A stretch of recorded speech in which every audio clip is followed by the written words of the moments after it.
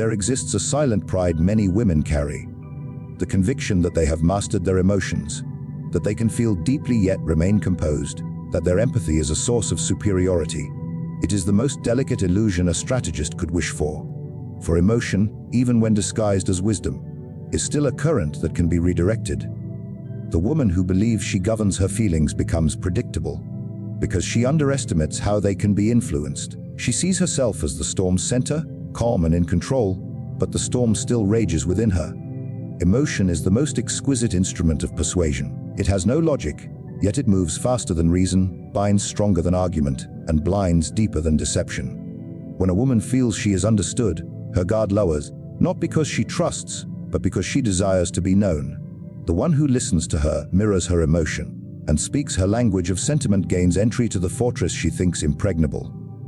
It is not the cold-hearted who hold sway over her. It is the one who reflects warmth with just enough detachment to remain outside her control. Every emotion has its lever: compassion, pride, outrage, tenderness. The art is in pressing these levers so gently that she believes they are self-pulled.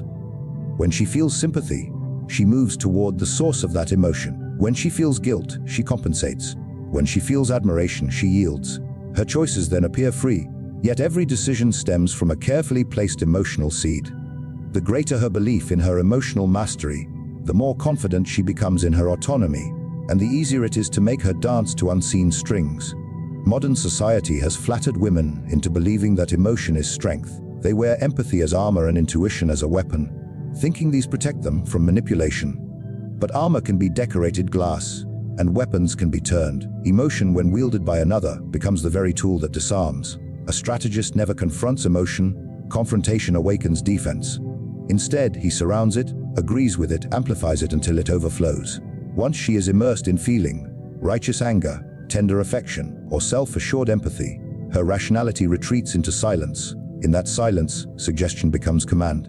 To influence the emotional woman is not to overpower her but to echo her. She follows not because she is forced, but because she feels the path was her idea. Praise her compassion, and she will forgive deceit. Appeal to her pride, and she will defend your cause as her own. Wound her subtly, and she will offer loyalty in exchange for emotional peace. The strategist merely traces the contours of her feelings, shaping them as a sculptor shapes clay, firm in hand yet gentle in appearance. Those who claim emotional invincibility forget that emotion, by its nature, resists control. It demands expression, seeks resonance, and craves affirmation. The woman who boasts of balance is merely one well-placed word away from tilting. A whisper of empathy, a calculated silence, or an artful confession can undo her equilibrium entirely. The more she believes she cannot be swayed, the more she becomes a vessel for suggestion. To move her heart is to rule her mind, and to rule her mind is to own her perception of choice. There is a subtle hunger that governs the hearts of many women, the longing to be seen, to be valued, to be chosen above others. It is not vanity that drives it, but the ancient instinct to secure significance in a world that constantly measures worth through reflection. Attention is the mirror in which she confirms her existence. Praise becomes proof of presence. In the absence of validation, she begins to question her own radiance, and that doubt becomes the strategist's opening. The one who understands this hunger does not rush to satisfy it. He controls its rhythm. To give constant praise is to dull its effect. To give it sparingly, with precision and timing, is to create dependence. Every withheld word becomes a silent test she feels compelled to pass. Every delayed compliment becomes a puzzle she must solve. She begins to measure herself through the eyes of the one who withholds approval, seeking to regain the warmth of affirmation that once flowed freely. Thus, validation transforms into a leash that feels like affection. Modern culture has disguised this need under layers of empowerment. Social applause, digital admiration, and public validation masquerade as confidence, yet they deepen the dependency. The more she receives, the more she requires, for validation, like any form of intoxication, demands increasing doses. It is no longer enough to be admired, she must be admired uniquely. It is no longer enough to be recognized, she must be remembered. The strategist studies this pattern not with cruelty, but with precision, for whoever defines her sense of worth defines her choices. Flattery, when used artfully, is not about exaggeration but about calibration. It must feel earned, never gratuitous. It must mirror her hidden insecurities more than her visible strengths. Tell her she is strong where she feels weak, and she will believe you understand her. tell her she is unlike anyone else, and she will begin to see herself through your words. The validation she receives then becomes intertwined with your presence. Without realizing it, she will begin to depend on your perception of her as the standard of her own identity. Even defiance can be a form of validation. The woman who argues passionately seeks acknowledgement just as much as the one who quietly agrees. Indifference wounds her more than insult. To be ignored is to be erased. Therefore, silence can be a sharper instrument than speech. A tactician knows when to speak and when to withdraw, for every withdrawal creates tension, and every return is felt as reward. She mistakes control for care, distance for mystery, approval for truth. In relationships, professions, and even ideologies, this hunger manifests as the desire to be exceptional, to be the one who matters. She may call it ambition, self-respect, or passion, but beneath every name lies the same yearning to be affirmed as significant. When that need is subtly guided, her loyalty shifts toward the source of affirmation. She will serve not for power or gain, but to protect the reflection that sustains her. Whoever praises her wisely holds invisible dominion over her spirit, for to her, acknowledgement is not luxury, it is survival. Among the most delicate illusions within the human mind lies the belief that goodness ensures safety, that morality shields one from deceit. Many women cling to this conviction with admirable sincerity, that by acting with honesty, by nurturing others, and by trusting the inherent decency of people, they will be met with the same in return. Yet this faith in virtue is the very door through which manipulation enters quietly. The strategist knows that morality governs the visible world, while influence operates in the shadows behind it. To the one who seeks control, the believer in goodness is both predictable and defenseless, for she mistakes purity of motive for strength of position. A woman who believes in the power of moral intention lives in a world of ideals. She seeks fairness, transparency, and mutual respect, and thus she assumes others seek the same. Her empathy blinds her to strategy. Her sense of justice dulls her instinct for danger. When confronted by deceit, she tries to reason with it. When faced with manipulation, she searches for misunderstanding instead of malice. This hesitation grants the strategist his advantage, for he acts while she reflects, and he calculates while she forgives. Her moral compass keeps her facing north, even as others quietly redraw the map beneath her feet. To exploit her belief in virtue, one need not oppose it. Opposition awakens suspicion. Instead, one must mirror it. Appear kind where she expects hostility, confess flaws where she anticipates arrogance. And she will see authenticity where there is only performance. The manipulator cloaks ambition in the language of ethics, speaks of honesty while concealing intention, praises compassion while directing her to his own ends. When the moral woman feels she has found someone who shares her values, she invests trust with fervor, not realizing that her ideals have become the leash guiding her choices. Modern society strengthens this illusion by glorifying goodness as invincibility. The narrative tells her that being authentic protects her, that vulnerability is courage, that transparency disarms evil. Yet in the realm of strategy, transparency is not strength, it is exposure. A tactician allows her to reveal herself fully, watching what she reveals, what she hides, what she rationalizes. He listens to her ideals not to share them, but to understand the limits of her imagination, the boundaries of what she believes others are capable of. Once he knows those boundaries, he operates just beyond them, unseen. Her faith in morality becomes the language through which she interprets all conflict. She believes every act of betrayal must have a reason that can be forgiven, every wound a lesson that must be understood. She seeks to fix what was done to her rather than to punish it, for her heart values redemption over victory. The strategist thrives in this mercy. By appearing repentant, he regains entry. By invoking moral duty, he secures obedience. Her goodness, admirable and rare, becomes a tool in the hands of one who knows that virtue, unguarded by suspicion, is the easiest chain to forge. There is a quiet yearning within many women, a desire not merely to love, but to mend, to take what is broken and make it whole again.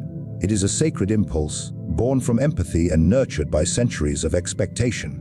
Yet what begins as compassion can evolve into captivity when it meets the cunning of a calculating mind. The strategist recognizes this instinct not as weakness, but as an instrument.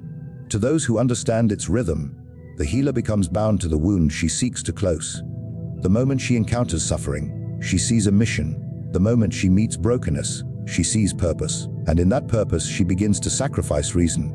The one who wishes to control such a woman need not display power, only pain. A scar, whether genuine or fabricated, invites her heart before her mind can question. She is drawn to the wounded man, the troubled soul, the one who hides his torment beneath strength. His silence becomes her puzzle, his coldness her challenge, his vulnerability her addiction. She believes that if she can heal him, if she can reach the depth others could not, she will prove her worth. But the strategist knows that healing, for her, is not only kindness, it is identity. He lets her believe she is saving him, while in truth, she is surrendering to the illusion that she can. Her nurturing nature blinds her to the subtle economy of emotional exchange. Each effort she gives, each act of understanding, tightens the invisible thread of attachment. The more she invests, the less she can detach. For leaving would mean abandoning not him, but the version of herself that exists through his restoration. The strategist does not stop her. He encourages her efforts, praises her patience, and occasionally falters just enough to make her feel essential.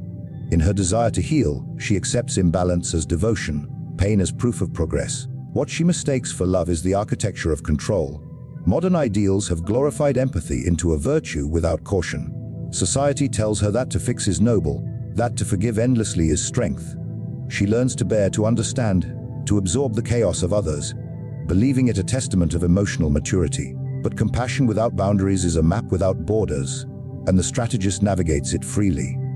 He confesses sins not to repent but to recruit. He shows his wounds not to be cured but to bind her to them. The healer becomes the captive, her empathy the chain, her patience the lock. She tells herself she stays because she sees the potential for change. She endures because she believes redemption is near. Yet redemption, when offered as bait, can stretch infinitely ahead, always promised, never delivered. Each small sign of progress revives her hope, keeping her entangled. Her love becomes a ritual of repair, repeated endlessly, each time deeper, more consuming. She cannot abandon the broken things she chose to heal, for to do so would mean admitting her effort was in vain. And thus, the strategist holds her not with force, but with the weight of her own mercy. In the hidden chambers of every heart dwells the fear of becoming unnecessary. For many women, this fear takes a particular shape, the quiet terror of being replaced, not only in love, but in relevance, admiration, and influence. It is a fear born from comparison, nourished by a world that measures worth in visibility and novelty. She may appear confident, radiant in her individuality, yet beneath that composure lies the constant whisper that someone younger, more beautiful, more captivating could take her place. The strategist does not provoke this fear crudely. He awakens it gently, allowing it to grow in the shadow of her pride until she begins to defend her own irreplaceability with devotion. The art of control lies in understanding how deeply identity can entwine with recognition. When a woman feels valued, she blooms. But when she senses that her significance is at risk, she begins to struggle, not against others, but against herself. The strategist uses this internal war to his advantage. By offering admiration and then withdrawing it, he introduces uncertainty. By creating subtle comparisons, he sharpens her vigilance. She starts to compete with ghosts, with possibilities, with imaginary rivals who exist only in her mind. In doing so, she binds herself to the one who first made her feel exceptional, and then made that exception conditional. Modern society has sharpened this wound by turning validation into spectacle. In every image, every screen, every conversation, there is a mirror that reflects her against another. She is taught to chase uniqueness, yet the pursuit never ends, for uniqueness must constantly be proven. This cycle of insecurity makes her both ambitious and dependent, ambitious to outshine, dependent on the gaze that confirms she has succeeded. The strategist does not need to diminish her confidence. He only needs to question it slightly. A delayed compliment, a distracted glance, a story of another's success, these are enough to ignite silent anxiety. Once it begins, she will seek reassurance, and in seeking, she will surrender. The fear of being replaced is not merely about others, it is about self-erasure. She equates being forgotten with ceasing to exist. Thus, she strives to be indispensable, the perfect partner, the most loyal friend, the most understanding confidant. The more she strives, the more predictable she becomes.